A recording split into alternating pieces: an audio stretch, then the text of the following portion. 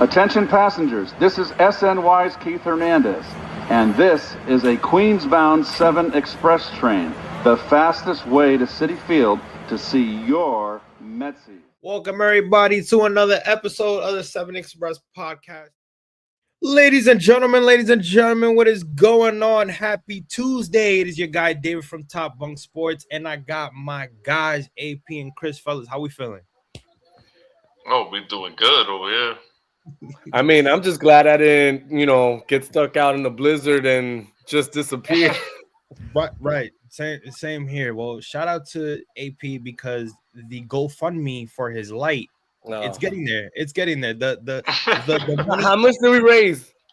We're actually at $400 right now. So we're at 400. Yo, with $400, I could get some decent lighting, maybe some neon lights, and I think they're trying to give you the hint with the 400. I don't think they want to keep going. I think they're okay. Yeah. That's kind of why they want. I could have got like the light show. Maybe I could have got like the Samsung big screen. I could have watched the Mets on that. So next time I'm gonna get you a green screen. So every time the Mets blow a ninth inning lead, you can paint a smile on my face, so I can act like I'm like really happy, like nothing's wrong.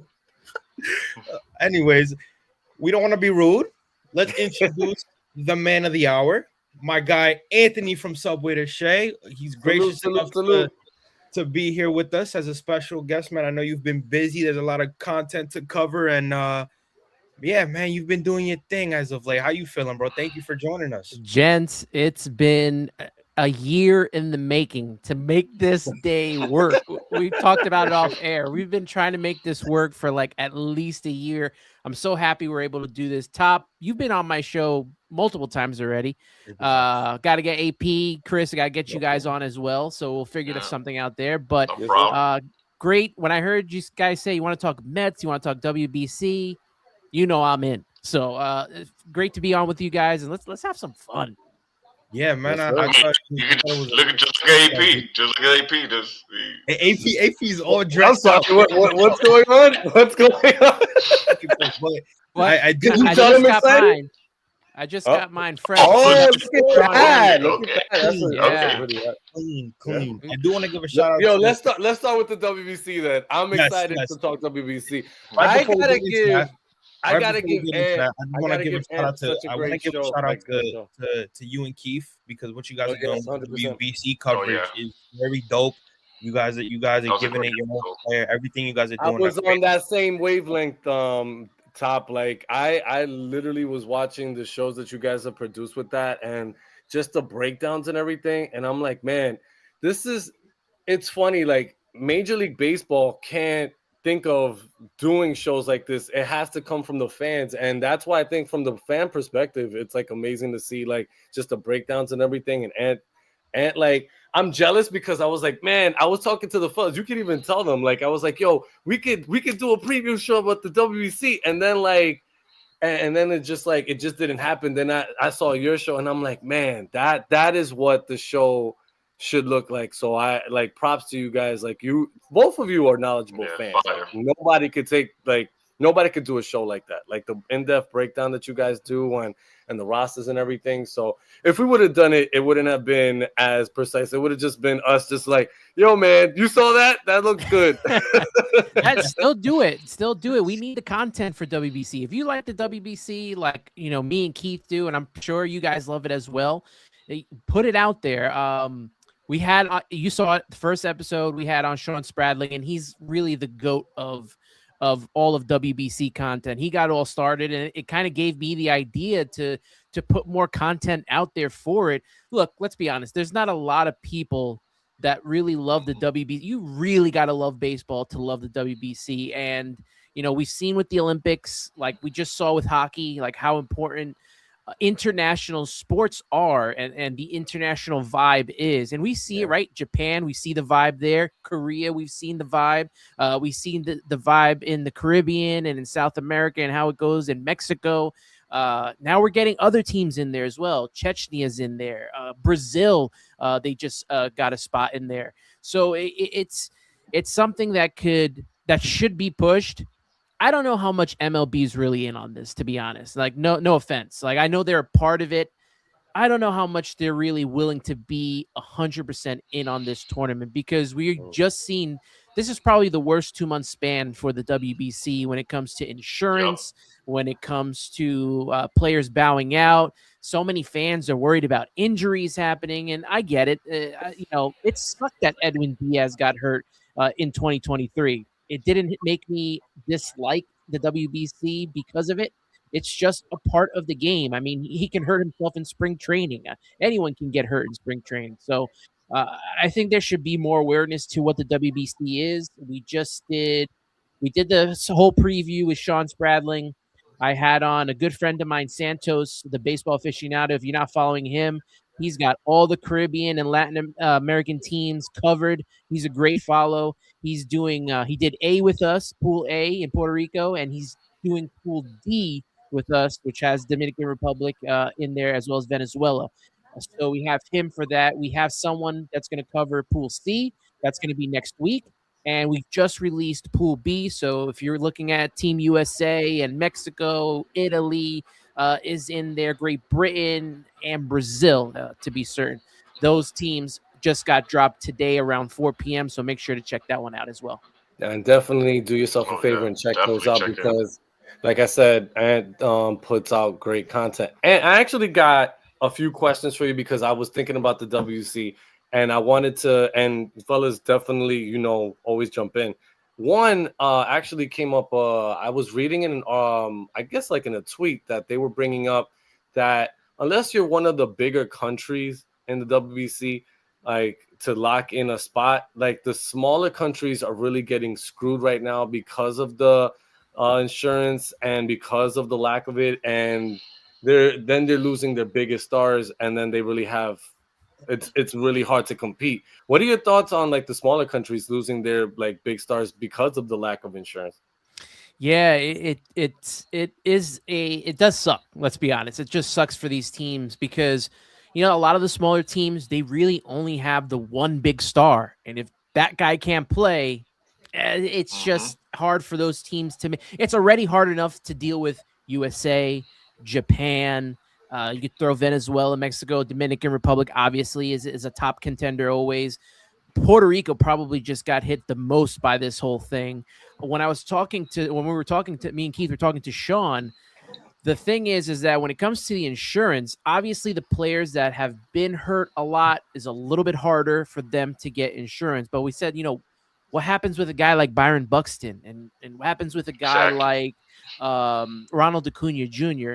And when it comes to players like those, when they have more favorable contracts, right? Like with the Atlanta Braves, Ronald Acuna Jr.'s contract is kind of team friendly if you look at it. Like he should be making a lot more money. Kind of it is.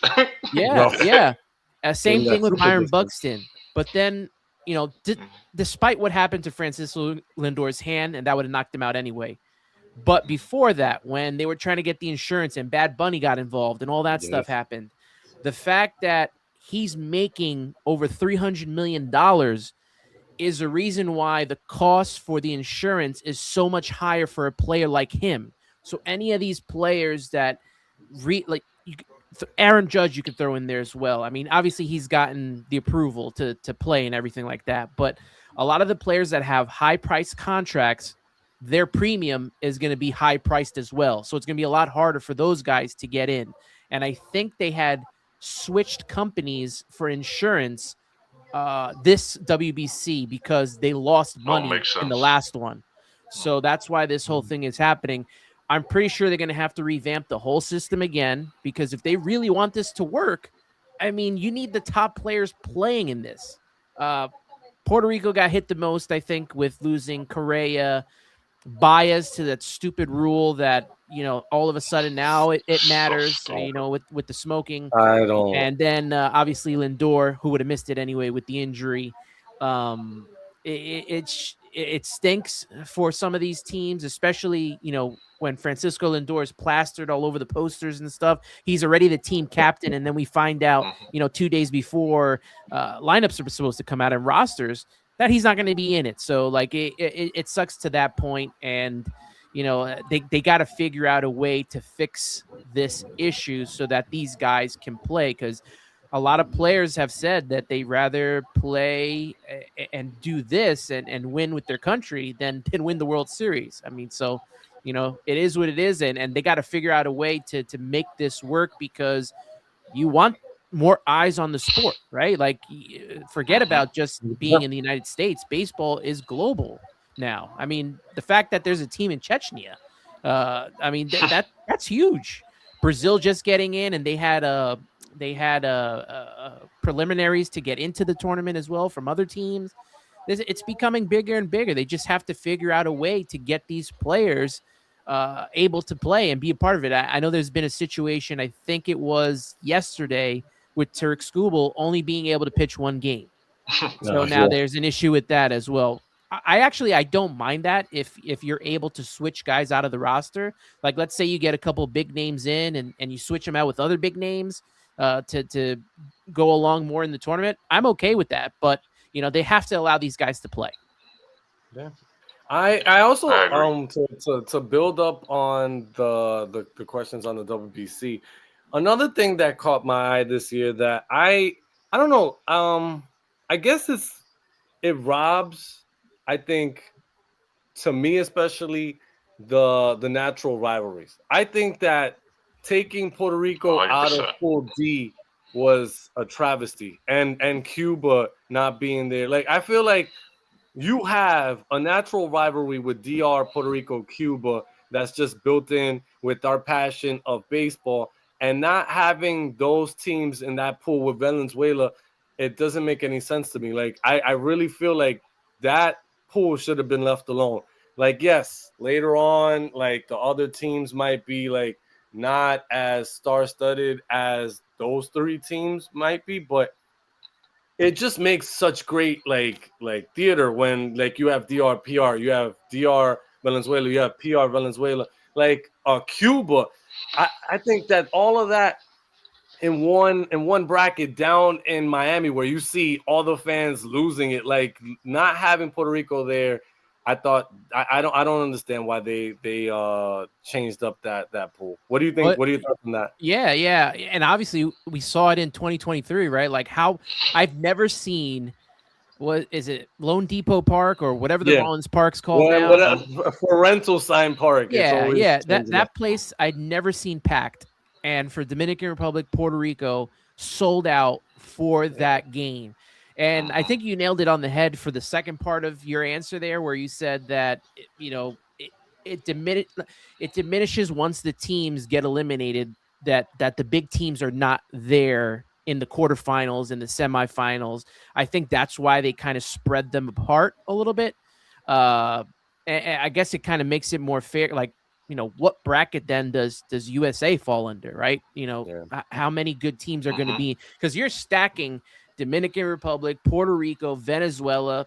I mean, dare I say Mexico, if you throw them in there as well. Kind of like the Caribbean series, right? Like, you have those. Well, I feel like wasn't Mexico? Mexico was more like it was Mexico, America, Canada. I think it was. Like, I feel like that rivalry, yeah. Because they have their own natural thing, Canada and Mexico and the US. I guess it's just like to play against like the rivalries between the neighboring countries, right? And like that makes you even more like invested into like, oh man, we're playing this country, whatever, Yeah, and I'm glad you brought up the bracket here, because if you look at the semifinals, it's not going to be Pool A and Pool B on one side, Pool C and Pool D. Once we get past the quarterfinals, they are going to swap these teams somehow. I don't know if it's going to be by record or how, but when I filled out, they just came out with it today. You can fill out your own bracket. I have Puerto Rico and Canada coming out of A. I got United States and Mexico coming out of B, and Mexico is a little iffy now because they lost a couple players today, and so did Venezuela. But I have Japan and Korea in C, and Venezuela and the Dominican Republic in D. And once I had them go to like the final four teams, it was like USA versus Dominican Republic in the semis. So they're not. It's for some, depending, I guess, on record, they would not meet in the finals. So I have to figure out how they're. I haven't really checked in on how that record changes once you get to the semifinals, but we'll see how that pans out. Yeah. No, I did like the little like the MLB sent pick your bracket, and I like picked it out, and I saw it was gonna be DR versus America. I was like, oh man, so it would be DR America before the finals. Now I gotta tell you, I'm obviously going for DR, but I am fascinated by a couple of those matchups along. I mean, what gave it away? But I'm fascinated by a couple of the matchups because I see like there's powerhouse potential in a lot of these like matchups. You're gonna have DR Valenzuela. Then if DR gets number one and gets out of there, then you have the potential for DR. I believe it would be DR, and I don't know where DR would go after that. I believe it would be against Pool A, or no, it would be against the loser of the second tier winner of Pool C, which I believe would be I have Korea. So then you'd have DR versus Korea, and then in the semifinals we potentially could be DR versus America, and if DR gets past that, DR possibly against Japan. I mean, I don't see. I think that makes for great theater to see that. If DR can make it that far, but I don't know. I'm intrigued by it. I am. I just really, like I said, I would have liked to have seen the Caribbean countries keep like their rivalries all in that pool. But I do understand the breaking up of it, so it could kind of spread the wealth out. Which one, other than Pool D, guys, are you guys looking forward to seeing? I mean, to be honest with you, that Pool C is kind of a little bit intriguing to me, only because of the fact that you think of Japan, you're thinking, man, these guys, the way they play baseball out there it's unbelievable. You love to watch it every time. But then again, you look at a Korea where Korea is kind of close to their stature, and you're kind of like, maybe Korea can be one of those teams that just kind of surprises Japan. And then Australia kind of has certain guys that are in the MLB right now, where it's like some of their guys that are going to be in there. You just never know what that one team that everybody's kind of looking away from can just spark something. And I think that Pool C is kind of intriguing, because even Chinese Taipei at certain times in this tournament always plays hard. So again, that Pool C is very intriguing. And then obviously you look at Pool A. Pool A, obviously, I agree with and I got Puerto Rico and I got Canada coming out of that. But that's also intriguing because the situation with Cuba is very perplexed, and then obviously Colombia. You got a lot of those countries that play baseball in certain areas of that country. So there's a lot of interesting facts in terms of just teams that not everybody's kind of looking at, that can possibly make, I wouldn't say big noise, but can definitely, I would keep my eye on them. I would say Pool A is the most intriguing one because it feels like they're all the same thing, because of what happened with Puerto Rico. If that didn't happen to Puerto Rico, I think they would have just ran past that whole pool, because I don't see nobody else taking. But now the fact that they lost so many players, it feels like that everybody's at the same level. So that's one is intriguing. But I still got Puerto Rico, even though, because you know why? You know why, my fellow Puerto Ricans? Because they're my brothers. Nobody knows this. I'm a quarter Puerto Rican. Those guys, they play with a chip on their shoulders. So what that happened to them, they're gonna spark up. Trust me, don't sleep on them. They're gonna spark it up, and they're gonna take it to a whole nother level. I think the pitching is going to be strong for Puerto Rico to get them out Seth of there. Lugo still. They still got left Seth Lugo there, so it's the best pitching staff that Puerto Rico has produced. You talk about decimated roster. That is their best pitching staff that they've had. And if they figure out a way to get to the quarterfinals, Jose Barrios gets to be added to the roster. So then you add another starting pitcher on that. Chris, I think, hit it right on the head. For me, Pool A is the most balanced because of what happened to Puerto Rico's roster. So I think that's going to have the most intriguing games. like you said, Puerto Rico's going to have a chip on their shoulder. They're playing at home, which is another big attribute for them. They have the fan base behind them. Obviously, Cuba and Panama. I think it's going to be the best of the pools to me.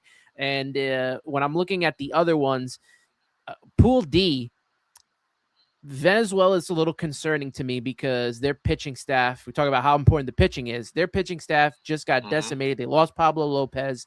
He's not going to be a part of this.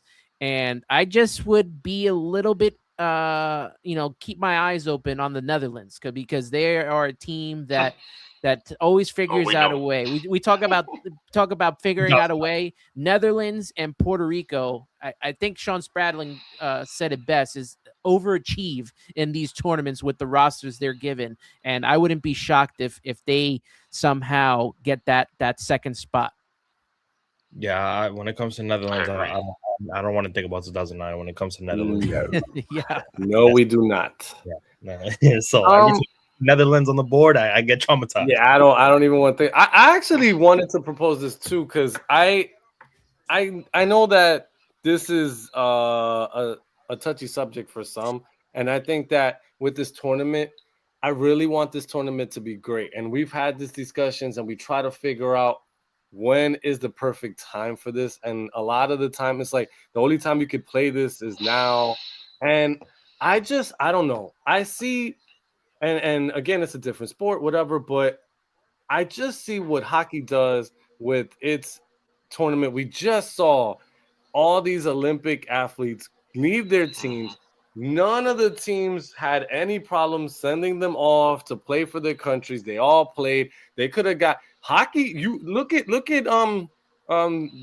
Hughes's teeth. He doesn't even have any teeth. Like these guys they're athletic. They get hurt, but they still go out there and it's not a problem. Only in baseball is it a major problem for you to bring up WBC in the middle of the All-Star break. What's gonna happen to my team if so-and-so like breaks something? And I get it. Like, God forbid Juan Soto goes out there, or I don't know, or Nolan McLean or whoever goes out there gets hurt, and then the Mets lose them for the year. I wouldn't want that either. But I think that the WC product would be a lot better because you would have pitchers that are now able to go longer. You have batters that are now in midseason form. Nobody's in spring training. Nobody has pitching restrictions, yada, yada, yada. Like, I just feel like this is a great tournament, but I also don't feel like it's a true to form tournament because you don't get players in their highest peak. Like, you can't tell me somebody that's been in spring training for like 2 or 3 weeks before this tournament starts that they're going to be at a high hitting level. Like, we all know that pitching is always levels ahead in spring training than hitting. So we're not getting the peak hitting performances that we're accustomed to. And on top of it, look at the best pitchers. They're only going to be able to throw only some odd pitches regardless too. So I don't know. I just feel like the WBC, and I know everybody says you can't do it in November either because they just gone through a long tournament, a long year and whatnot. But I really do think that if you could say it only happens every 4 years, it happens every 4 years. If you're telling me that you could do a tournament, in the middle of the season, maybe you even cut down a couple of weeks of the season, whatever, to make it work. But in that season, you have that tournament in the middle of the season during the All-Star break. I think it would be the best product that baseball can make.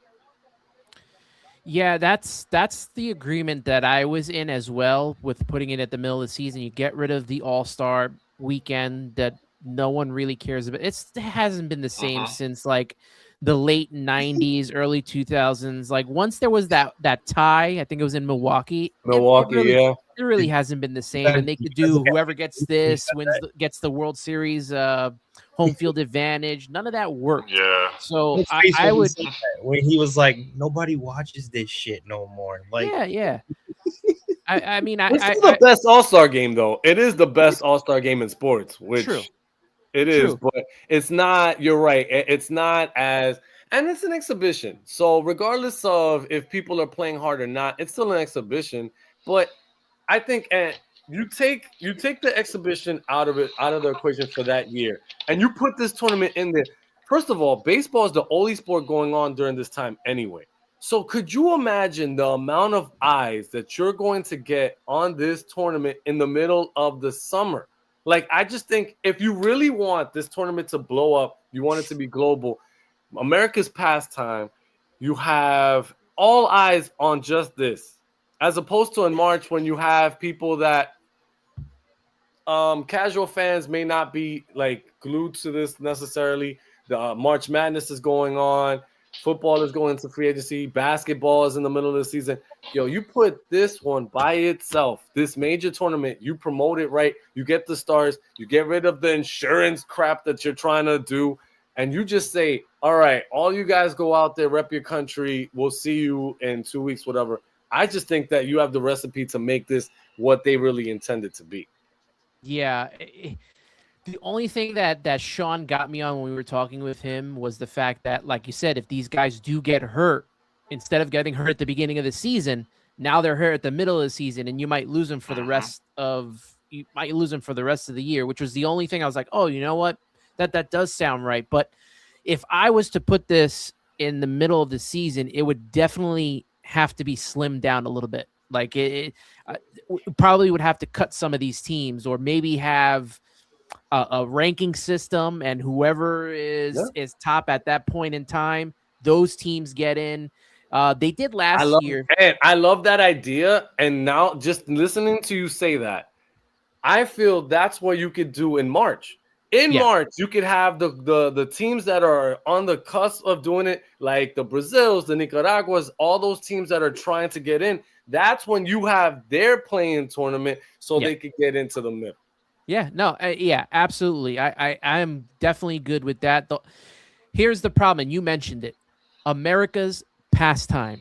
The fans in Major League Baseball love the past, love sticking with the same rules, the same structure. They won't change anything because they just want baseball to stay the same. They get upset when the players have a good time. They get upset when there's cheering in the stand. Like, it just you have to sit down with your suit and tie and just sit and watch the baseball game. That's not how baseball is. It's not fun like that. So, you know, they're looking. MLB's looking for ways to get more eyes on the sport.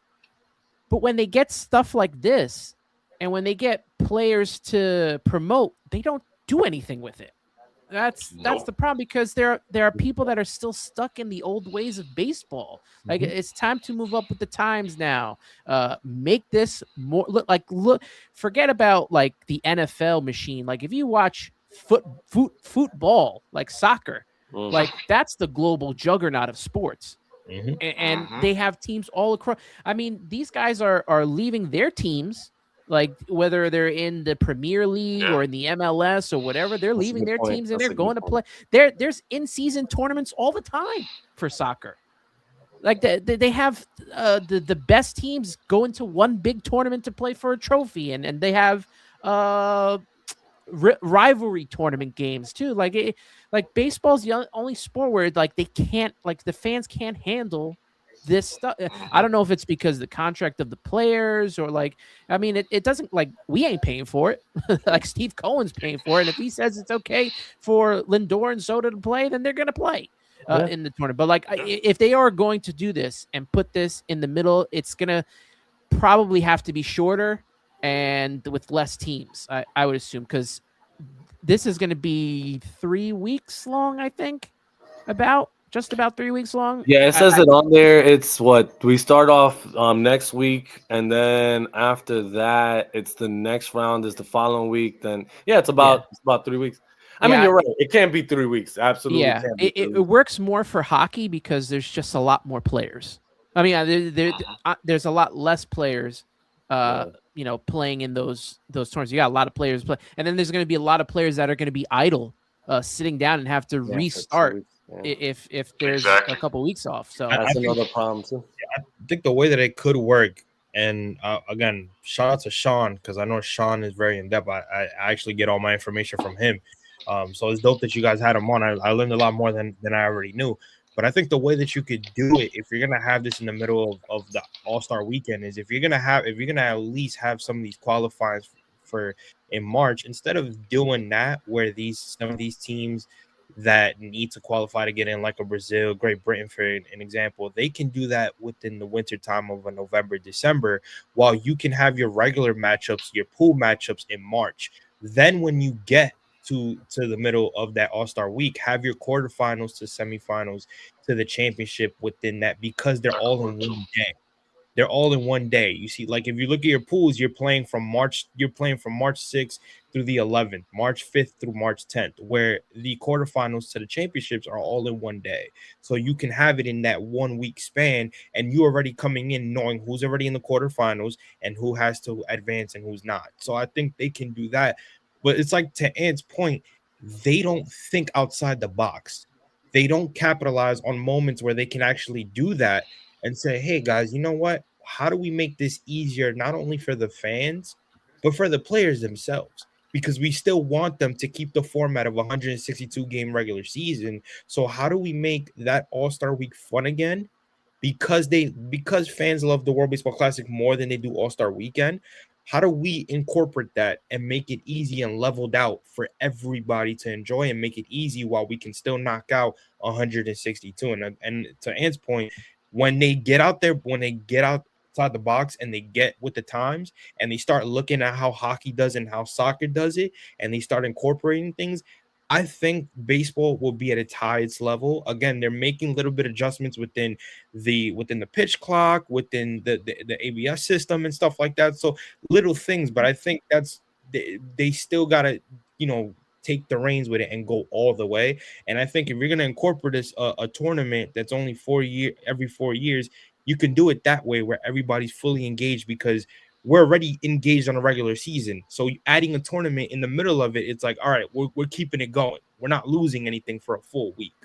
Yeah, last season the NHL got rid of the All-Star game for what they call the Four Nations tournament, which was U.S., Canada, I think Sweden, and Chechnya, maybe, or I can't remember the fourth team. But they had 4 teams involved, and they played it through a week and maybe a week and a half, and it worked. I mean, the fans loved it. It only hyped up the Olympics that much more because they did this tournament, and it was a lot of fun to watch. And they only did that with 4 teams, so I feel like they can shorten this, like we discussed, and figure out a way. They just, maybe I don't know, ask what the fans think before putting some of this tournament together. What a brilliant idea! Nobody that Major League name never does. They never ask us anything.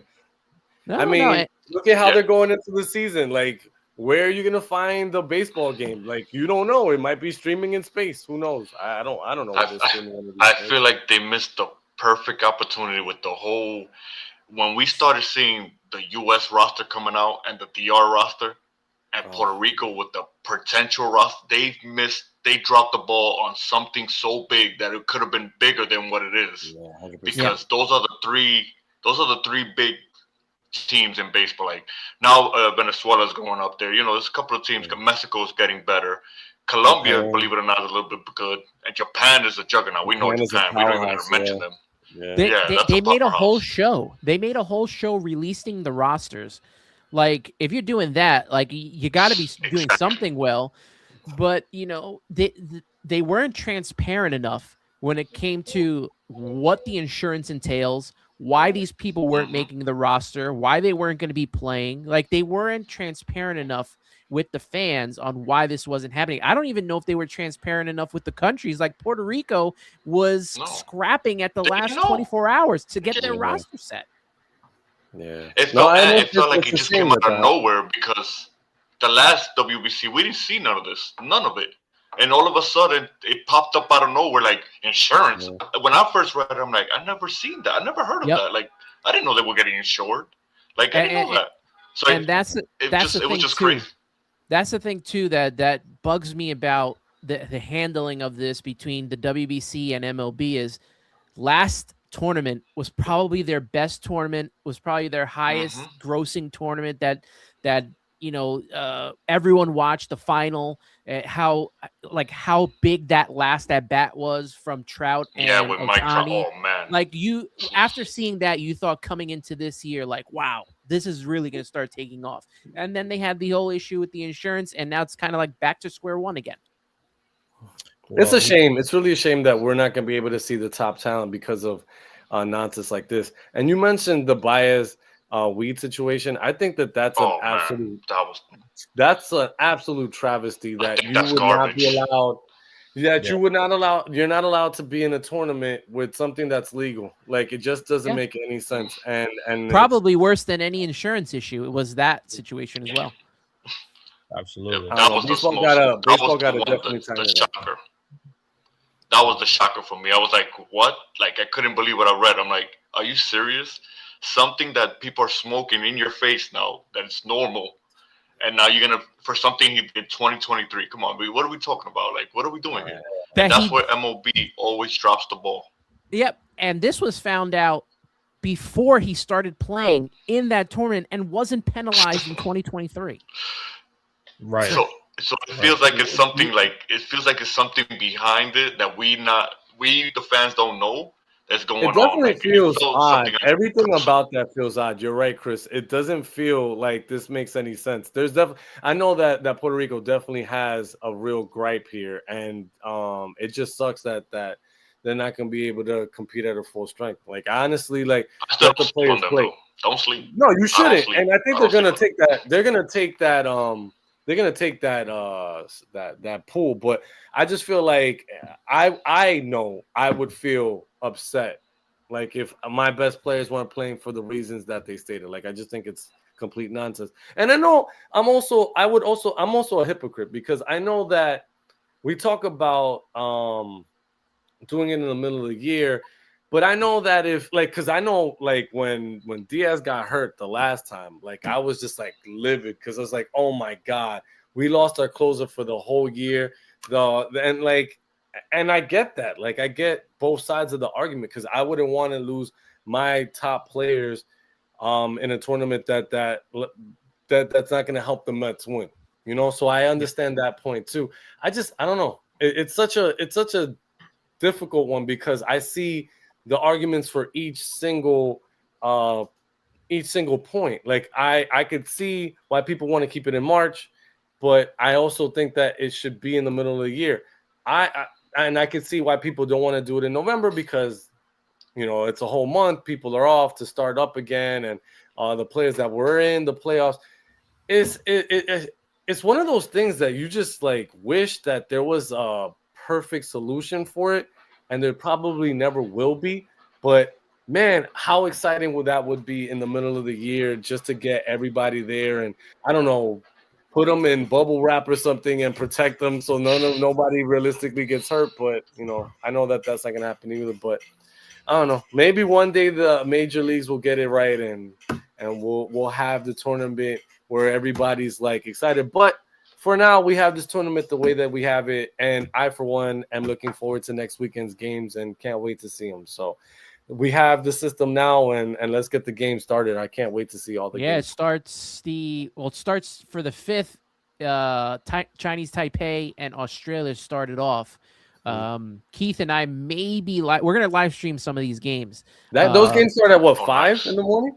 The one where it's Taipei and Australia, that first game is 10 p.m. At the Tokyo Dome on Wednesday, March 4th for us. It's the 5th for them. So that one's the first one, and then the rest of the schedule goes. I think you got that Thursday the 5th, and then Friday the 6th is where all the games get going. All right. I just want to send my condolences to Mark Vientos because we're gonna have to put a whooping on him, and I know he wanted to. Oh boy. I appreciate. We know Vientos wasn't gonna crack the DR squad, so he had to go to the other side. That's my guy, and I know we gotta be bitter rivals until we see him on opening day. But I just want to send him. He's their star, man. Yes. Shout out to the press. He had a and all that. Yeah, I mean, the jersey from him. Like, wow. They gave him. They had a little show for him putting on the jersey. Scott Boras was like, "You see what happens when you sign with me? You get your own press conference representing your country. Look at that, man." Although I will say this, I don't think they're going to win or get out of the pool. but Dusty Baker is managing Nicaragua, and Dusty Baker Oh, makes the really? most out I of did nothing. not know that. He is managing. Yeah, he is managing Nicaragua, and I would just say, if they play a little bit better than you think, it's probably because of Dusty Baker. I mean, look at what Yeah, he's done with Dusty a lot of the Baker's teams a that good he's man. had. Nah, he's definitely one of the best baseball minds. You know who's their hitting coach that I found out? Randall Randall Simon. Simon. Remember him? The Netherlands. yeah, you know. Oh Yeah, man. '09. Yeah. So thanks, Top. Thanks. If we lose to Nicaragua, that's your fault. That's your fault because now Yo, look at all the weapons that by they the got. time we get to that, Mantis gonna hit like 4 home runs. if we have the next episode on 7 Express Live and you guys don't see me, it's because Chris and AP banned me from that episode. Yeah, it'll be the top I'm just band letting y'all know in The advance. of the year. Look, the Dominican Republic did not make it out of the pool play in 2023, which is very disappointing. So they have a lot of pressure on them, especially with the stacked roster that they have. They have probably the best, I would say, roster out of the teams, along with USA and then Japan. Those are the top 3 rosters. I think that they also just announced the pitching staff, if I could find that, for I Dominican know that Republic. Sanchez is going game 1, and I know last in that pool, the Venezuelan game, they're sending Sandy Alcantara to pitch against Venezuela. Yeah, it's Christopher Sanchez, then Luis Severino, our good friend. Luis Severino will go game 2. Brian Bello will go game 3, and then Sandy will go. That game 4 against Venezuela is going to be huge because that will probably determine where the seeding is. And who's going to play Japan? Yeah, that's definitely going to be who plays the runner up and who plays the champion of that. Yep. I really that's I'm why assuming they switched that the pools this year. Yeah, they want to get the pools this year because DR never faces Japan, never really faces Japan in most of the brackets that they always play. So this time around, they're assuming that they're probably going to end up that they have a shot to and it. then you got Tatis already talking crap, so now he started to rivals. They started the rival shit. So. But I do think that DR this year, because of the choking that they've done in this tournament, I think that they're extra focused this year. Like I think that's the problem that I've had with this DR team in the past. It just felt like it was never like a team. Like it felt like it was just a bunch of guys that just like, we're gonna win and whatever, and it never felt like they were like on a mission. They just felt like we're gonna win, and they just fell flat on their face. So I think this year they're going with a different kind of mindset, and I'm interested to see how Pools manages because you're gonna have a lot of guys that are gonna want to get on that field. So you're gonna have to figure that out too. I was gonna say lineup and everything. When it comes to DR, I think the main thing for DR in question is ego. How are some of those big names gonna, put their ego in check? Because from research I did, there were certain guys in 2023 that were hitting that bench that are normal starters on an everyday basis that didn't really play, and that hurt them. That put their ego. It was like an ego thing with them. In 2013, it was they kind of they figured it out. Obviously, they came out undefeated. They won the whole thing. But in 2023, it was a lot of ego-driven guys. So it's like with this year, with it being more stacked than what it was in 2023, how can they put that aside for the team and try to go win this tournament? Especially like Ant said, they didn't even make it out the pool. So again, there's a lot to redeem right now. You got an outfield of Fernando Tatis, Julio Rodriguez, and Juan Soto. In the infield, Vladimir Guerrero, Manny Machado, Ketel Marte. You want to throw Gerardo Perdomo in there. Jeremy Pena is also on that roster. Like O'Neal Cruz is a 4th outfielder. Yeah. Like, and I think this year's pitching. I think this year's pitching is not to be overlooked. I really like our pitching staff compared to previous years where like we just had like maybe like one. Like I wish Peralta would have been able to go. These are the things that or Luis Castillo I think is on the second round. Like he's like ready for the and J-Ram might be in the second round too. Like Yo, Peralta's staying out because of contract. I think we can all agree on that. Yeah, Like he I doesn't can have a understand. contract yet, so he's not messing around. Same thing with there was another player that backed out. I think because he doesn't have a contract yet. So actually, it was Scooble only pitching the one game. I think that's a contract issue as well. But Sandy I know that Alcantara being your Skeens said fourth that is he's going pretty to be good. pitching too. Skeens has said that he's pitching 2 Gainesville said games. he'll pitch 2. There's a whole bunch of Mets in this bullpen. I mean, Yeah. Huascar Brazoban, Gregory Soto, former Met. You got Dennis Santana, who used to be a Met. We mentioned Luis Severino. I mean, like they have like 5 closers on the team. Carlos Estevez. I mean, Camilo Duvall. Stacked. Wandy Peralta, Sir Anthony Dominguez. Like, All right, let's get the game started. Let's get the game started now. You forgot one key player in the Dominican squad, the whitest Dominican I've ever met. Oh, yeah. Austin Wells. Austin Wells. I mean, he's Dominican, so I mean, what could we do? He is Dominican. Yeah, he'll be catching most of those games because they also have Augustin Ramirez in there, and he's not that And great we don't of a want to catcher. see He him can hit. catching no games. Yeah, he can't catch. Yeah, he can hit. I don't know why we catch. did that. I would have gone to Gary Sanchez before I went to this guy. I don't know. I would have taken Gary. At least Gary's playing. There's not that much pressure on Gary. As a backup, I would have taken him. Yeah, he's playing. He's representing his country. I think for a guy that everybody kind of sleeps on in Gary Sanchez, that would kind of pump him up and try to. Japan has all their guys going, right? Who's Everybody. the one guy that's not going? I believe so. Yeah, everybody. There's no Everybody's insurance problems over there. They're good. The only thing they don't have no insurance problems. That works, right? Funny how that works, right? right, exactly. Yeah. The only thing they don't have is Ohtani pitching.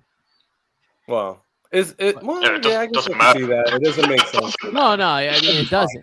But everyone was talking about him pitching, but it doesn't matter. Yamamoto's gonna pitch like 7 games. Yamamoto's gonna be. They got Yamamoto, they got Sagano, they got Kikuchi. I mean, Yuki Matsui. Yeah, they're stacked, man. Well, they got a team. They're stacked. You know what it is about Japan? They take this serious. They want to be the best, and I feel like teams should go with that same mentality. It's the pride too, though. It's the pride. It's the pride.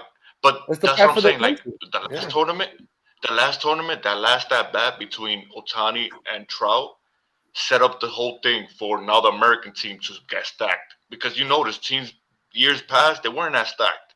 This time around, they got everybody going.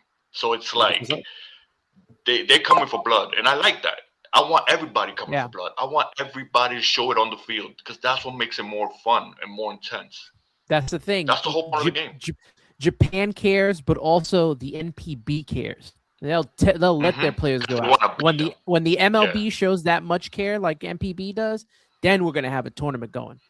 Yeah, 100%. That's true, 100%. But man, I can't wait. Y'all guys got me pumped up, man. I cannot wait. This time of the year is the best. This is where the shit talking goes. This is where we start getting into the nastiness a little bit. But I can't wait, man. This is and shout out to all the Dominicans. Independence Day is Saturday, so it's like perfectly lining up. So shout out to all my people. We haven't even talked about. This is how hyped we are about the tournament. We haven't even talked about the Mets. We haven't. I wanted to get into that, but there was 2 articles that I wanted to talk about. But before we get into that, and I need to know, I'll pivot to you, and then I'll get to my guys. Need to know what your thought on Jonah Tong's start was today, because apparently Met fans think that Jonah Tong should not be he should be kept in AAA because of this start. Well, I don't think he was going to start the season anyway. Let's keep it a buck. He wasn't going to start 100%. But again, you can't just go off of one spring training start and make it seem like this kid. Nah, I think he needs some sazon. He still needs to season a little bit and mature a little bit. Because something that I really don't understand about the perspective that Mets fans have is, did we not rush him up last year? Like, did we not bring him up because of the necessity that we had no pitching? Like, let's take it down a notch. Yeah. The kid he was killing it. He came up, he got his feet wet. We're gonna get him down to AAA, have a full season down there, let him mature. I absolutely love, because I was thinking about this and we talked about this last year.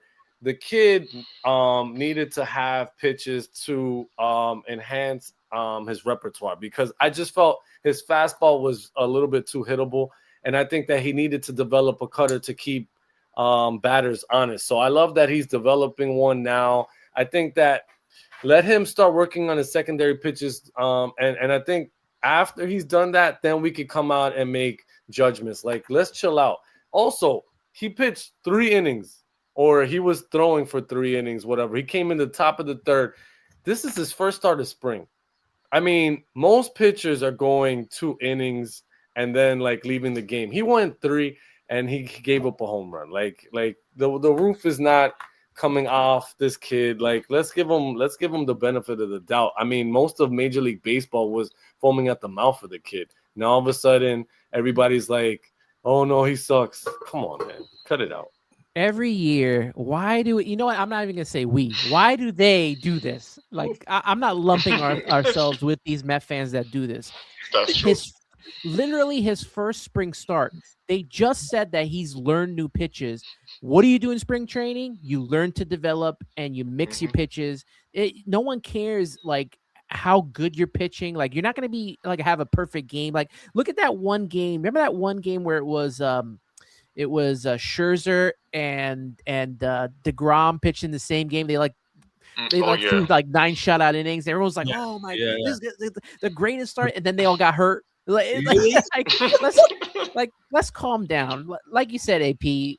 He came up out of necessity. 2, he got thrown into a playoff pennant race. Like, you can't do that. The kid was crying. He was crying after. Like, I was like, "Yo, what could that possibly? What were the Mets thinking?" Like, I was at the game last year where he pitched against Texas, and they killed them in the first. That he got blitzed. And I'm sitting there, and a fan behind me, he's like, "Yo, man, I knew that this kid wasn't ready, man. Look at this." I said, "You do realize that this could be something that could help him, right?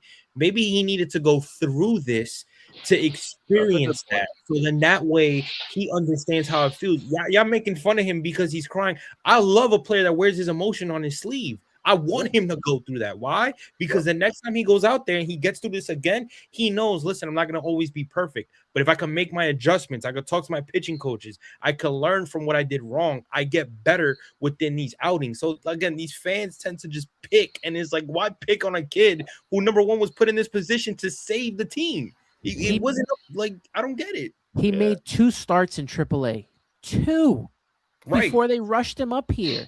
And they brought him up before they brought up Brendan Sproat. Like, it's not fair to him to, like, I had Ernest Dove on. I don't know if you guys follow Ernest Dove, but he's great with the prospects. Good follow. And he's talking about, like, the fact that he was only going up and down with his pitches, not going side to side, and he had to learn the new pitches to 100%. Be able to command the entire strike zone. So this is a learning process. I'll say this. If Jonah Tong is on the opening day roster, we have a huge pitching problem. We are. Guys got hurt. Things got out of control. Yeah, Jonah Tong will not be on this opening day roster outside of major injuries happening to this rotation. Like, have him, have Christian Scott, who's rehabbing as well, have them get more experience in AAA. We have the rotation that we need with them, with the Mets right now. Jonah Tong should not be in this rotation to start the season. Let him learn in AAA. He'll be fine.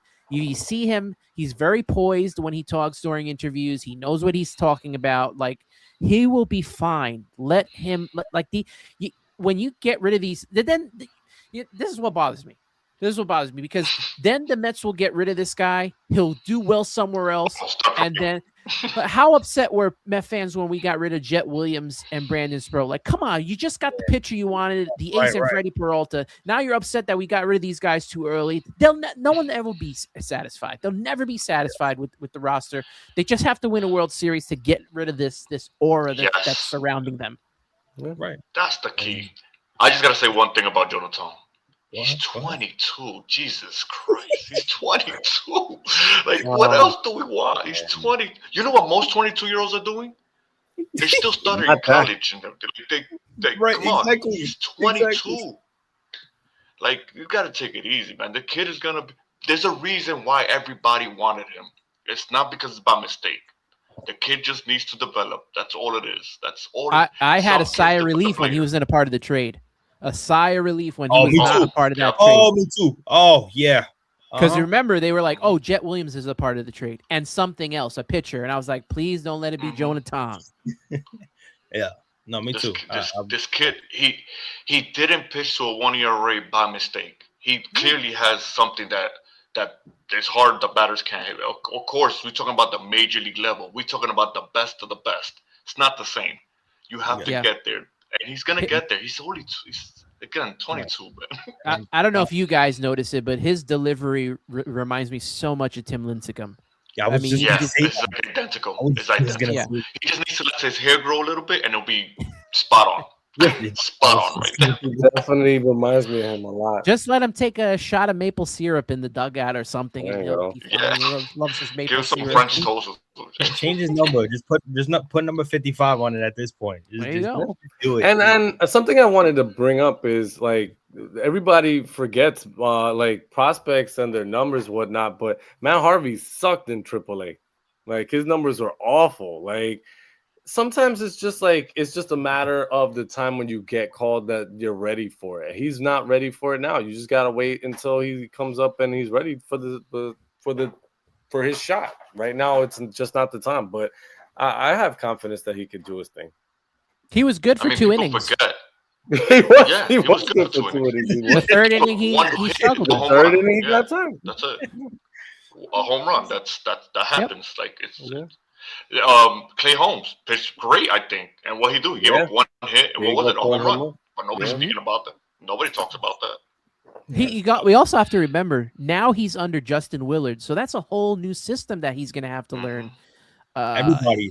Yeah, like I don't think it's the same kind of what do you call it, pitching lab that what Jeremy Hefner had. It's going to be a whole different animal with Justin Willard. So they have to learn from their mistakes.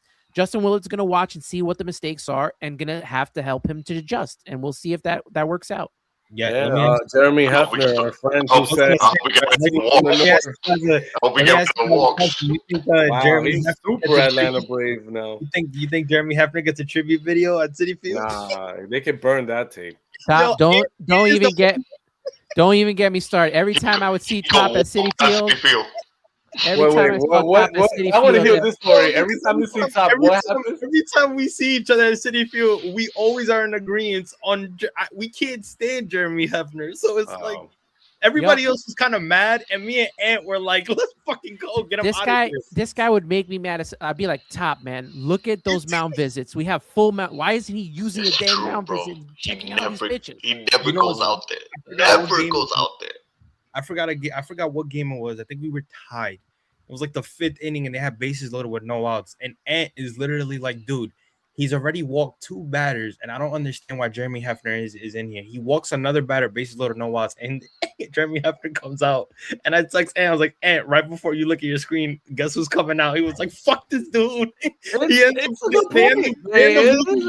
And Ant's like, yo, I'm going to bed. I'm not even gonna watch this game no more. He would come out like after like the game is like it's over. done. Like now you want to come on and talk to him? Right. He would wait. And it never sitting there, I never understood, because you would watch it like from obviously when you're there at the park, you're looking at that dugout like, yo, when is this dude coming out? Like you're yelling for him. You're like, when he never comes out. It was a strange year, man, last year. Even if it didn't work, just the fact of you coming out, giving the pitcher a breath, right? Like, I mean, we have the pitch clock now, so these guys are rushing pitchers through just to get this guy a breath to say, like, all right, let's settle down, take a deep breath, and let's try to fix what's going on here. Nothing.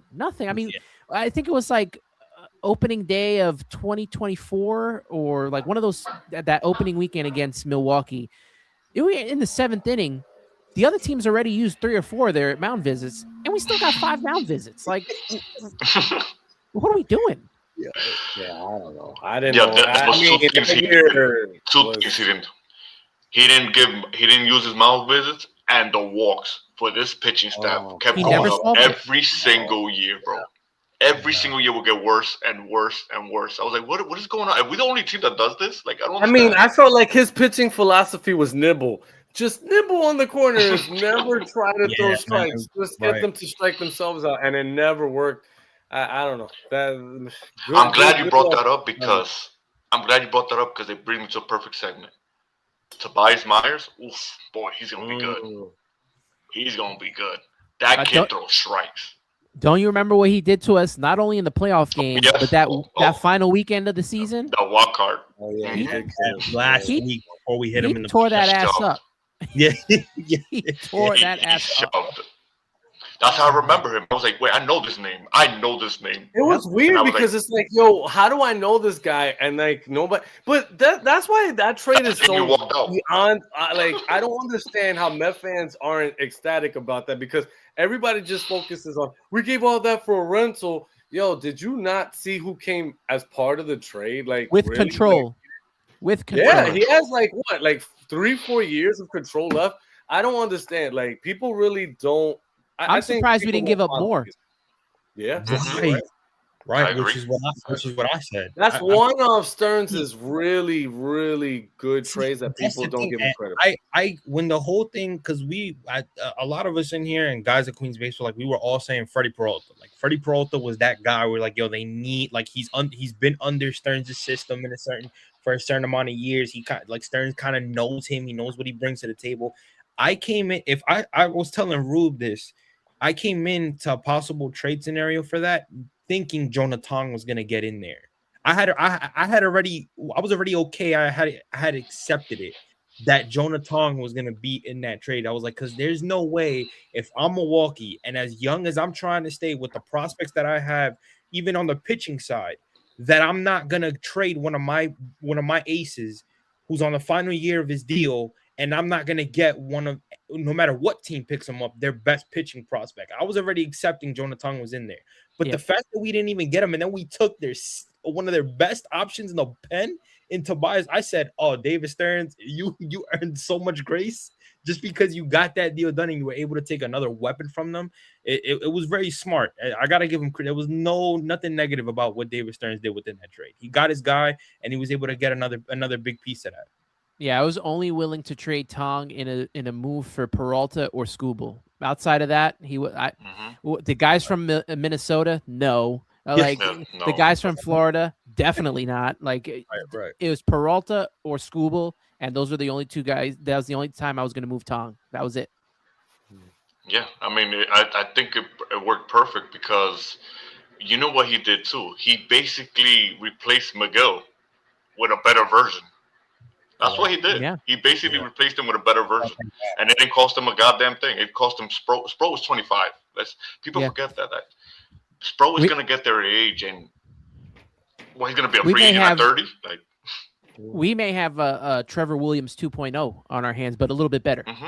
Definitely a little bit better. Yeah. But they want him to start as well, so that there's a possibility he's in the rotation. I mean, I can see him as a spot starter. I think that right now. To me, I think he's more of a weapon in the pen because I think the pen to me is where I'm a little nervous. So just keeping him in the pen and providing that like security, like if somebody's not doing their job, whatever. But I think it's a great problem to have regardless because I think he's gonna be a major X factor for this team.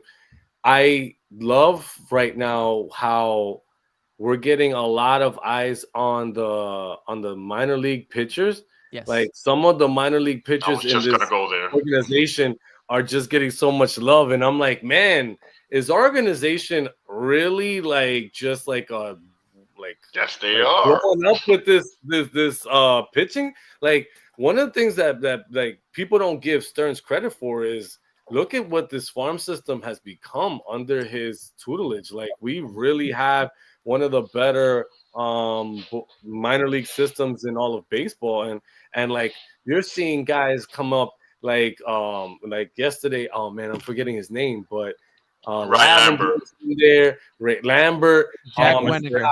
you got so many Jack guys, Wenninger was good. yeah, and like all of them are coming up, and you're like, yo, I never like seen this guy pitch, and you're just like, yo, that's nasty. What like you're throwing like. I'm like, and like last year, Dylan Ross didn't even get into a game, but like he could be a potential closer of the future on this team, or maybe come in this year and help the pen. If he throws 102. If he could just control it a little bit, the sky's the limit with that guy too. So we have a lot of pitching in the depths in the minor leagues, and I don't know. I'm excited about that and see what that they could do with the and even Christian Scott, who you guys mentioned. I like Christian Scott. I think he is a starter in this league. I think he's a serviceable starter. I I can see him as a 4. I mean, maybe like high ceiling 3, but yo, and what rotation wouldn't sign up to get a guy that could throw you quality innings? He was going 6 innings, about 6 innings, 4 runs. I think that kid has potential, and I'd love to see him and see what he could do going into this rotation too. So, I mean, we have major league depth. Like, we're not going to have some guy that has a 6 ERA coming from Syracuse this year, knock on wood. No Jared Eichhoffs this year. Yeah, that's the name. What's the name? Oh my! That year was a mess. Oh my God, that year was a mess. So who did we have? Who did we have in? Was it 2024, 2025? What was his name? From Atlanta. He was in Atlanta. Julio Teheran. Julio Teheran. Oh my God. Did he even record an out game? I don't think he got an out in that game. Did he? I think he didn't. He pitched against Atlanta, got 2 clean innings, and then he smacked them up for the rest of the start. And then the next day, I thought he didn't even get out the inning. I thought that he had no out. I think we'll definitely see Ryan Lambert, who was hitting 98, 99 consistently with his pitches. And then don't be shocked. I know we talked about Jonah Tong. Don't be shocked if Jack Wenninger at some point jumps both Christian Scott and Jonah Tong. He looks like he's got complete control of his pitches. So I wouldn't be shocked if we see him before we see the other 2 at some point. I mean, I was just gonna ask you, like, who's surprised you so far in spring training? Surprised me so far in spring training. Dang, I don't know. It's because there's just been so much. There's just been so much players that we've been seeing playing so far. I mean, Lambert's consistency was pretty cool to see. That's the guy. Everyone has had their own game so far. Like Carson Bench today, 3 for 3. I mean. AJ Ewing. Shout out to Waddell. Waddell had a great first game too. Let me throw AJ Ewing in that, because this is possibly our center fielder of the like once Luis Robert is out of here, he's probably our center fielder, and he's got the speed. He's gonna he plays good defense, and we're seeing him hit as well. So I'm gonna throw AJ Ewing in there. I would say Chris's guy. You know what? Chris's guy. What do you call it? Morabito. Nick Morabito. Chris liked him. He'll be replacing Tyrone Taylor at some point. Yeah, he'll be that 4th outfielder. He's perfect. Yep. Yeah, he's a perfect. And speedy. I told AP. Yeah, he stole what? I told AP, watch this kid. 49. 49 last year. Yep. I told AP, watch this kid. He's gonna steal a base. Soon as I said it, gone with the wind. And then that play that he played I'm like, yo, it's impressive. This kid is impressive. You literally said he's gonna steal the base, and he stole the base like right after you said that. So it's true. And what do you think about Ryan Clifford's potential? You think there's something there for him, or you think it's still a little bit sketchy based on what they got at first base right now? I think the fact that he's starting in AAA is huge, not only for him, but just in case Jorge Polanco doesn't work out. I think it was very telling that Carlos Mendoza said during one of the pressers that he will see a lot of time at DH. And I was like, oh, okay. So you're going to have him play a little bit of first base, but most likely it'll be Brett Beatty and Vientos platooning for now. Right. At some point, Ryan Clifford's, if he is hitting down in AAA, I mean, you can't hold him down there for so much longer, right? I mean, he's going to be the guy that's playing first base for this team. So I think that that's a good sign for him to be there and to get his opportunity playing in AAA for now. And then we'll see what happens with Polanco if it doesn't work out at first base. The first error that he makes, they'll crucify him like they did Bo Bichette. Right away. I was gonna say, you brought up the name, and this is dividing Met fans all over the place. Thoughts on Mark Vientos? Good question. Yeah. You might be walking into a trap, considering what you're saying. And before you answer that question, I just want to let you know I started Mark Vientos fan club. If you want to join, I will send you the petition. Because starting opening day, I'm pulling for this kid until something happens with him. Top, how many Mark Vientos shirts do you have? I got about 4. I'm working on my 5th one this year. There we go. All right. Yeah. All right. So you're to Mark Vientos as Randy is to Ronnie Mauricio? Pretty much. Yeah. Anyway, sounds about right. Sounds about right. Good comp right there. I felt so bad last year because I really thought he was going to take off. And every time even during spring training, I was like, he could have a sophomore slump. And everyone's like, a sophomore slump. And look what happened to him. And his worst year was Beatty's best season. Like, I mean, the guy still hit 17 homers and had close to 60 you might have to put that on the shirt, Top. You might have to put that on the shirt. I'm gonna have to do it. Like, I'm gonna have to put black T-shirt with white font. He got serious pop. Serious pop. It's not fake. I can't immediately give up on a guy that broke records in the postseason. Like, the dude was locked in and was the best offensive, probably the best outside of Daniel Murphy, the best offensive postseason that we've ever had for a position player. Like, I can't give up on that yet. Although I will say this, I don't think he's longed to be here with the Mets. I think that David Stearns wants faster players that have versatility when it comes to playing positions. So I don't think that Mark Vientos is long to be here. I think that once his contract's done, and now that he's with Scott Boras, he could probably throw that out the window. So they're going to keep him, I guess, unless they trade him. They'll probably keep him for as long as he'll produce. But I don't think he's long to be here in the long run. That's a good point. And I think that I always get nervous of Vientos in the field. Like, if you could get him as a designated hitter and he could actually hit, then you are getting a designated hitter at a cheaper cost than most designated hitters on most teams. So that's a cost benefit. But if he's not hitting, then it's a big problem. I just need him to be more selective at the plate. Sometimes I feel like he expands the plate for no reason. They're not Pete Alonso effect. Yeah. It's the slider to Pete Alonso. It is the slider to Pete Alonso. But in Vientos' case, the slider and the fastball that is to his eyes that he can't seem to like stop swinging at. But did you guys? My thing with Vientos. Go ahead. That what? What are you gonna say, Tom? No, go ahead. Go ahead.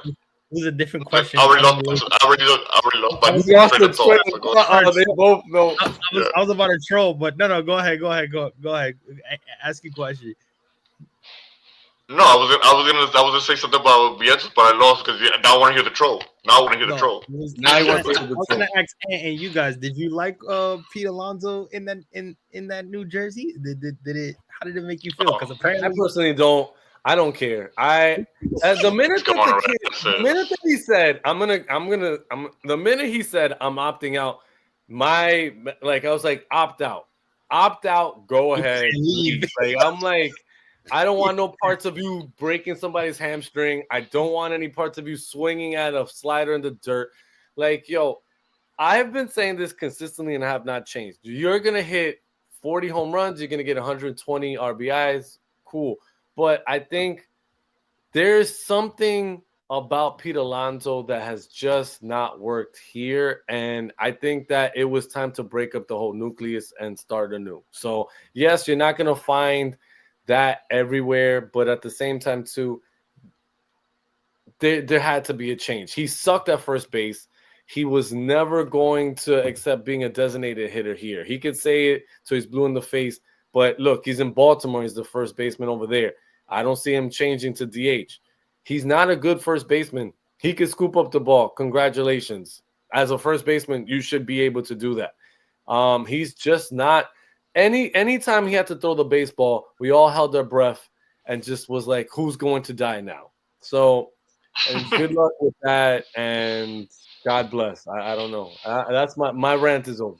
I wanted Pete back. To Same. have that long time Met. He's broken the records and all that stuff. But once he was gone, folks, he's gone. It's done with. Enough. I see people are wearing the Pete shirts, the Orioles shirts. That's in Port St. Lucie. I haven't posted one bit about. I posted his first home run. So did I. Retweeted his first home run. That's it, guys. It's over with. Did you hear the Move call? on. Did you guys hear the call? The Orioles call was Pete Alonso's first home run, the Mets' all-time home run hit. I'm like, why are the Mets being mentioned in a home run in spring training for the Orioles? That didn't make any sense. You know why? Click, click, click. Mets for clicks. It works. Yeah. It really The works. the media is traveling all the way. New York media is traveling all the way to the Baltimore just to interview. Like, what are we doing, guys? We got it already. He left. David Stearns didn't want him. He didn't want him before when they had to sign him because the fans had an upheaval at that Fan Fest event. I was there for that. I saw what happened. That was an interesting day. I'm sure Cohen was pissed about that whole situation, and he said, let's just bring him back. We'll figure out a way, bring him back. I'm sure David Stearns didn't want him. I'm sure if you ask David Stearns, like give him truth serum or something, I'm pretty sure that he would have been okay if they did not make the playoffs in 2024, because then he would have been able to do what he wanted to do this offseason. Yo, he had a really crappy season up until that home run off Devin Williams. He was gone.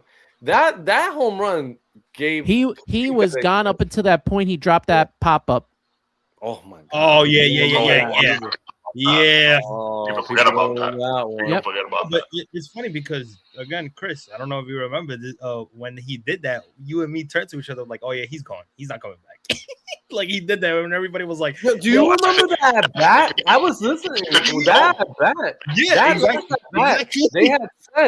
They had said this could be Pete's last at bat as a Met. Like they knew that was on the table.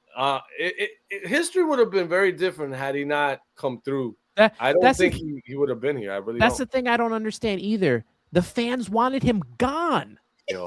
Exactly. And now they love him. Met fans are very fickle. They were ready to get rid of him. They were like, yo, he's done. Enough Be is enough. consistent. Polar Be bears were consistent at extinct least. in Flushing at that point. Like we weren't even seeing them, and then all of a sudden, You know what, though, to your point, which is why it threw me off that when we were at Amazing Day, that they were booing Steve Cohen and Stearns because it was like, weren't you ready to get rid of him in October? Steve Cohen had to take the mic and literally tell the people, yo, this is the most exhausting. I am so over. And then when the people heard him talk, that's when everybody shut up because it's like, oh, we didn't know. Like, because I looked at his face, like I was looking at that man, and you could tell from his face he was not joking. Yeah. Like, he looked like this shit sucks. Like nothing about this was good.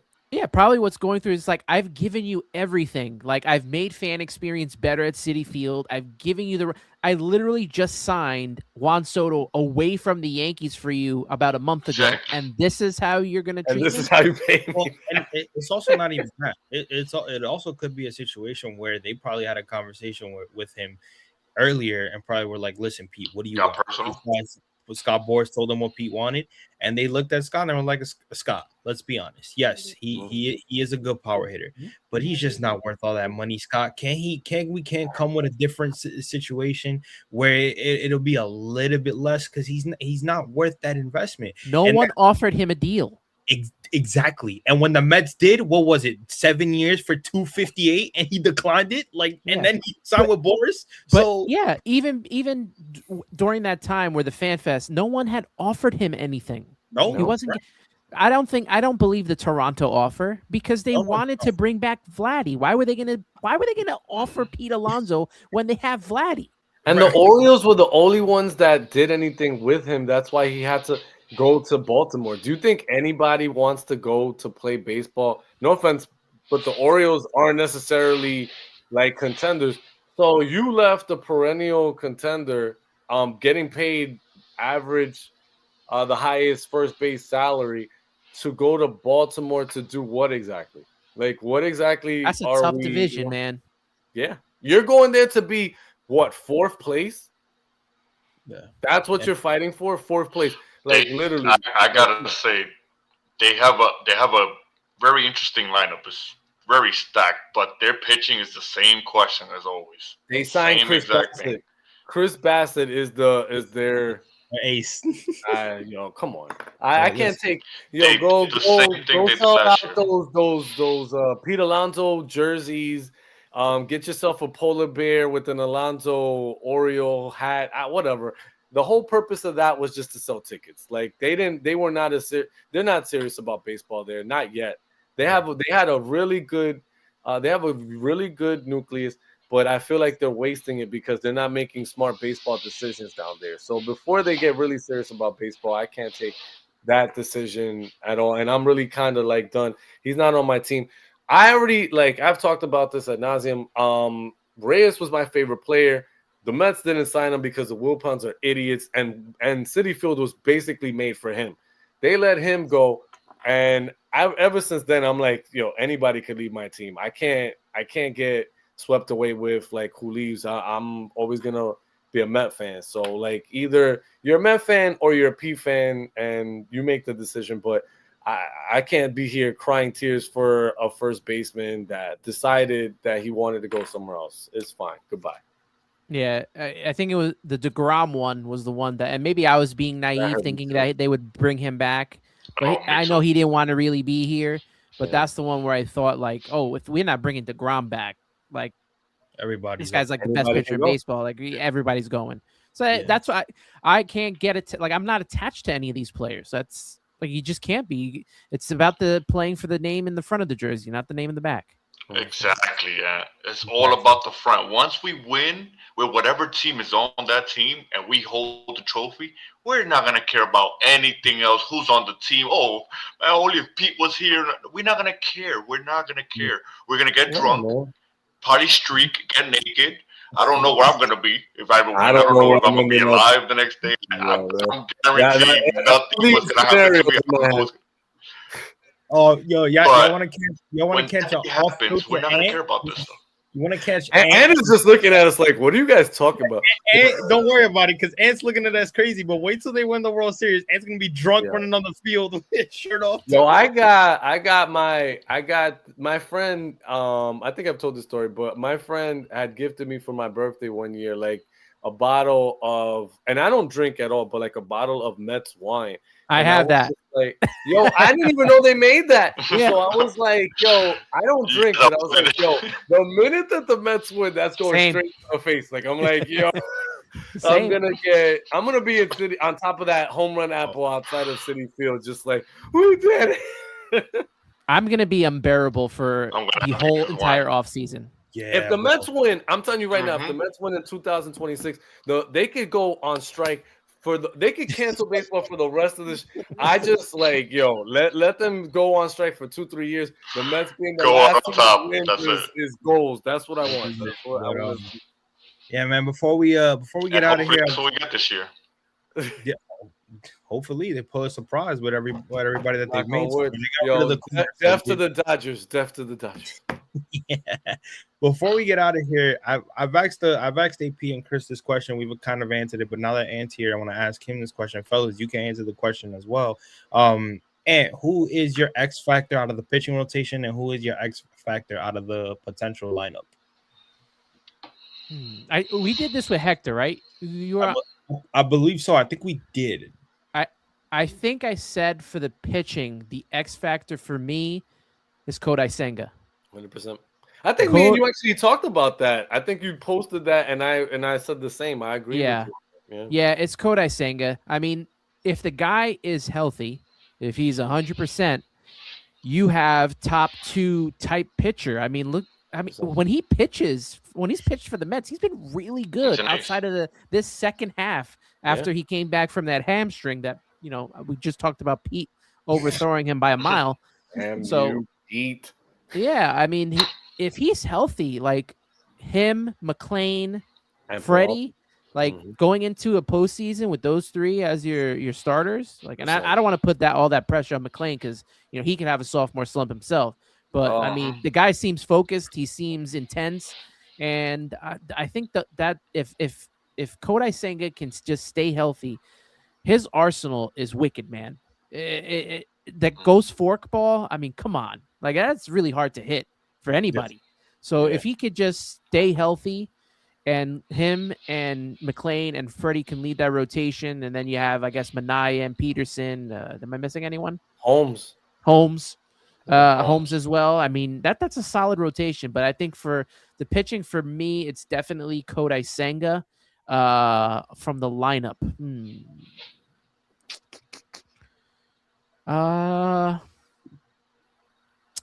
Think.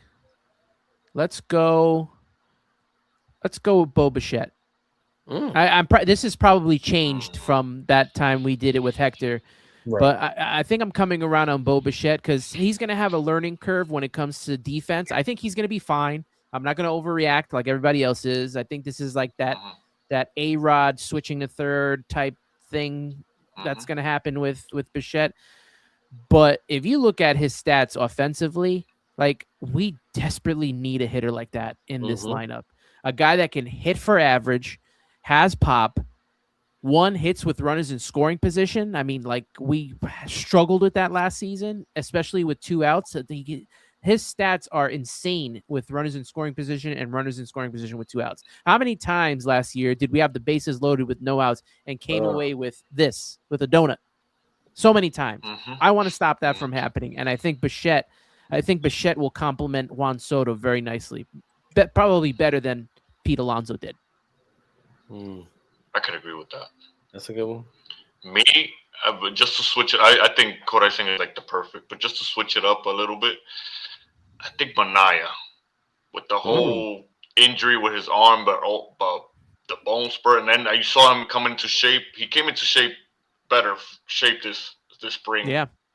And I feel like he has something to prove, and he knows he had a disappointment. You saw the quotes that he came up with, and he had a disappointing year. He wants to prove that he's worth the money. So I think that's it. If he can go back to that 2024 season or anything similar to that, then we're cooking.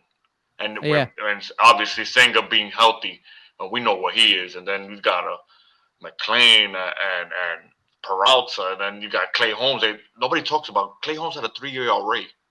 Pitching in the 4, like he was our best pitcher last season.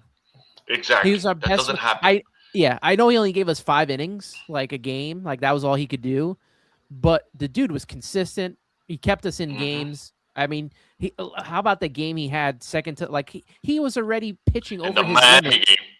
The Miami game. He pulled John Maine. He pulled the John Maine. He had a 1-hitter. He did his John Maine. But like what you said with Sean Manaea, I think it was Will Salmon, but did he write an article about the pitching staff and talked about Sean Manaea, how he basically broke Hefner overworked him, right? Like Hefner changed the angle and overworked him. Imagine.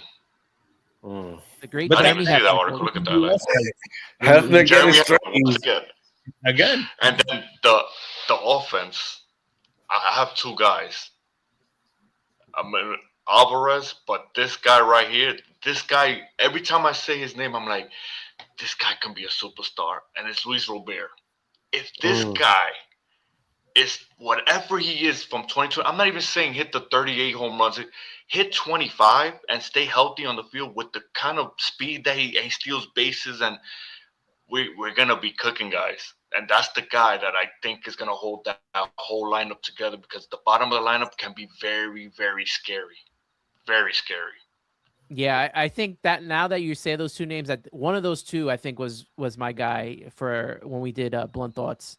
I think I had either Alvarez or Robert Jr. Yeah, a good pick. Yeah, because that's the power we're missing. If Alvarez could be whatever he he was that first year, the 25 to 30 plus, that's the Pete Alonso replacement, and everybody Yeah, can just show up. guys, for how long has that bottom of the order been like Death Valley? Like Oh, once you get through Oh five, man, like it was you're just dead. That's it. yeah, it was awful. yeah.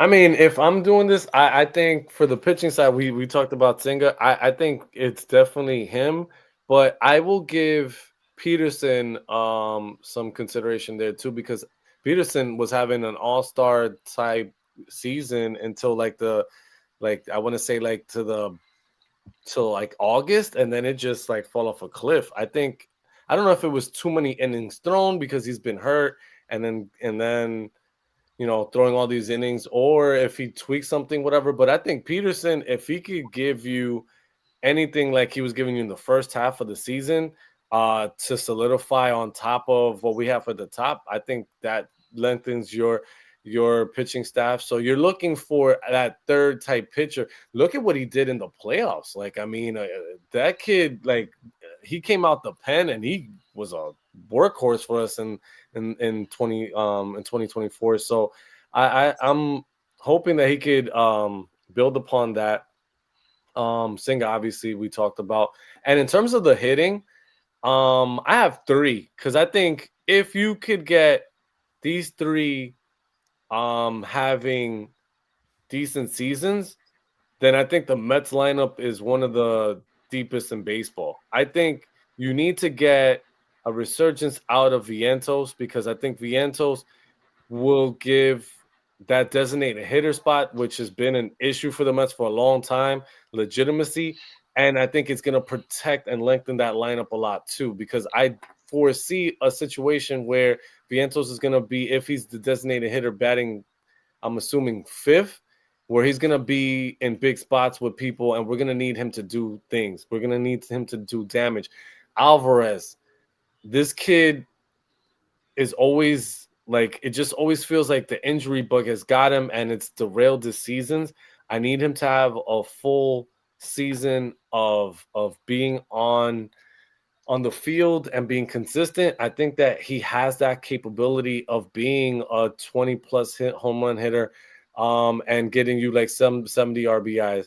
And then Robert, I think that what Chris said, it's basically what I've been thinking. Like, if you add up the numbers with these guys, you basically get that replacement for Pete's power and RBIs that he's gonna have. You throw in a bench that's gonna be in right, or whoever's in right field, Talkman, who I would love to see make the team. I think that you put those numbers together, you're going to be able to. I honestly do think the Mets are going to hit more home runs this year than they did last year, and they're going to be able to find ways to score runs that they weren't doing last year, because I felt like the Nemos and the Petes were too infatuated with the home run swing, as opposed to making good solid contact. And I think this year we could beat you in so many different levels, whether it be speed, whether it be the contact with the Bichette.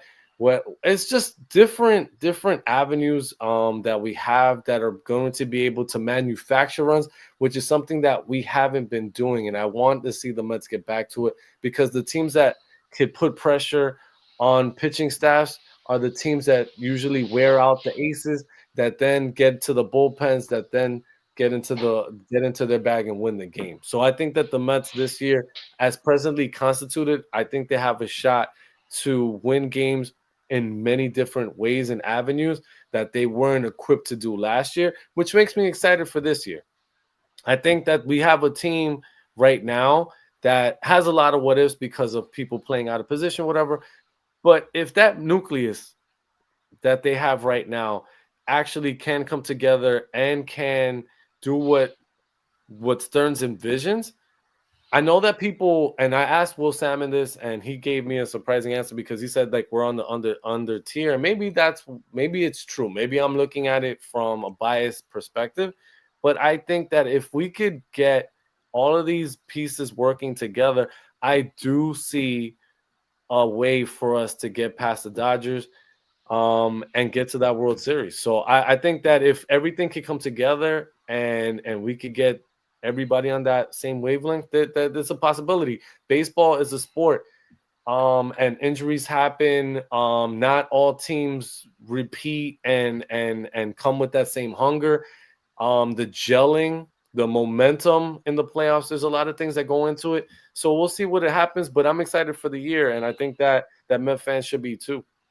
Well, shout out to my guy, our guy Ibby, who's in the building. He says we need to go back to Pepsi Porch, wash our hands of all polar bears down Coca-Cola. Oh my God! Jesus Christ. Ibby, shout out to you, bro. If y'all haven't, please check out Till Mets Duos Par with him and Don Sepanero. They are great. Those are my guys, man. AP, two things that you said that I wanted to touch on real quick, and that was Alvy. I don't know. I'm pretty sure you guys seen him in camp. Dude looks slim as heck and is looking ready to go, ready to play DH today. So it's good to see him out there. And then the other thing is like, when you're talking about like these, like the Mets going to the playoffs and stuff, I want to stop having miracle runs. I know it's cool and all, but those things work for that season and that season only. Exactly. You can't replicate that every season. And that's why 2024 did not work in 2025. And that's why 2015 did not work in the Mets. Every time the Mets get to the postseason, except for that 99, 2000, those teams were kind of legit. I know they win the World Series. That 2006, another legit team. But like, and even with that team, like once they lost, they could not refine that mojo again. Like injuries happened, all that stuff. But when teams go on miracle run, like even 1986, that team went all the way, right? They powerhouse, but man, they really needed to fix things in Houston to win that series. Otherwise, they would have lost in 7 with that Mike Scott. And then in the World Series being down 2, then in 87 it wasn't the same, right? Like they went back to 88, still wasn't the same again. Like I want to stop the 69 Miracle Mets. They didn't replicate after that. They weren't able to come back. It took years for them to get back.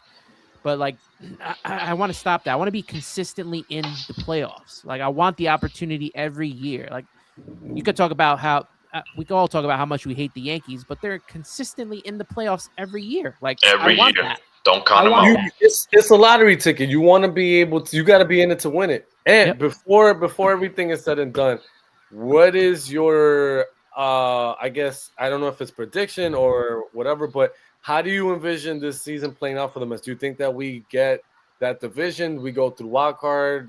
We don't make the playoffs. What do you think? I think we have an opportunity to make the division. Okay.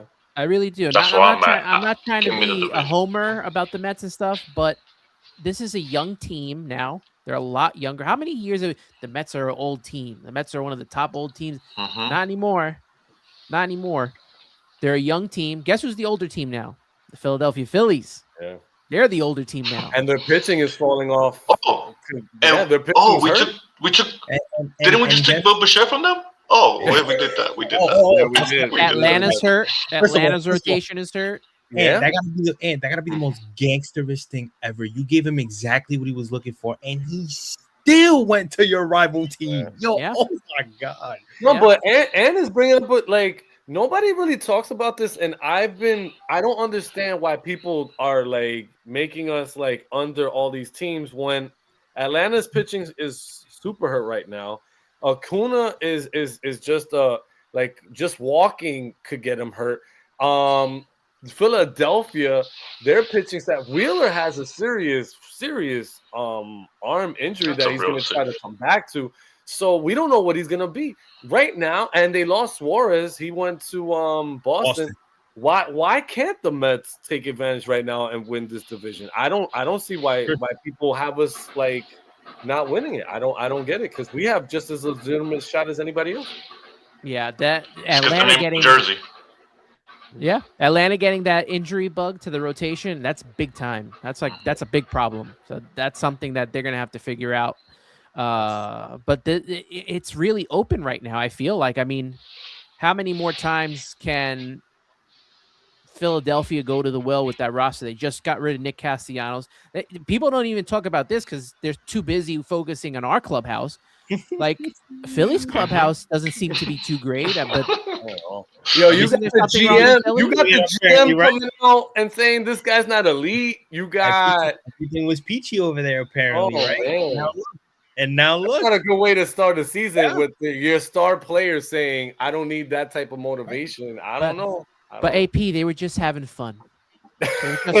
Right. So much fun you had Castellanos with the beer in the dugout. You see Bryce Harper looks like he's losing time within age every single time he's there. And I love it. I absolutely love it, man. They were throwing it at my face. Bryce Harper this, Bryce Harper that. That brother looks like he wants to retire next year. Just look at him. I don't know. Gray hair's coming out early. He don't want to cut his hair. He looks stressed. He looks like he don't sleep. I love it. I absolutely love it. Citi Fields Clubhouse is a jungle. Everyone's fighting. Everyone's drinking the city of brotherly love juice there. Philadelphia. For real. Exactly. Oh, boy. Man, appreciate y'all. Appreciate you, Ant, for your time. Let everybody know where they can find appreciate you. that. Thanks for coming through. In your next project that you have coming up, so that way everybody can go check you out. Please, man, let us know what's going on with you. Yeah, X, Instagram, TikTok at Subway to Shea. You have my handles right there. You can follow me at Ant Rivera 86. That's my personal handle, and then at Subway to Shea on X. Subscribe to the YouTube page, Subway to Shea. There, we're bringing you content for WBC. That's going to be the home for WBC content as well. 100%. So check that out. We just dropped Pool B preview. So you want to talk about USA, Mexico, Great Britain. Who else is in there? I think Italy and Brazil. You want to talk about those teams? We got you covered with that there. That just dropped this at 4 p.m. today. So you can check it out there. We'll do C&D next week, and then we'll probably do some live streams. So you guys hop aboard. Join in with us and watch the games, and we'll have a lot of fun doing that stuff. And then usually I do my shows on Sunday. I like to do it Sunday mornings, but sometimes when I have a guest, we can't get our schedules to line up, so we do Sunday nights as well. That's when you'll catch me most, unless something breaks, and then I'll be on at some point during the week. But yeah, that's pretty much it for me, guys. I appreciate you for having me on. Subscribe to the 7 Express. Come on. Everybody subscribe to 7 Express. Let's get it going. We can't do this without my guys. Appreciate it. Thanks, Ant, for everything. We appreciate your time. Like, it's Wednesday. It's almost 11 o'clock. The man has a child. Like, we're taking away from his sleep, because right now, now he should be getting his sleep. So he came on a weekday to hang out with us, and we could not be more in your debt. Thank you so much for coming on. Guys, it's been what we say, a year in the making. we did it. We did it. Exactly. But appreciate everybody tuning in. Make sure you guys go subscribe and follow Ant-Man. Make sure you guys subscribe to 7 Express Podcast. Make sure you guys follow us on all social media platforms at 7 Express Podcast. Make sure you guys follow AP and my guy Chris. And as we always say, let's go Mets. And we will check you guys out on our next video. Peace out.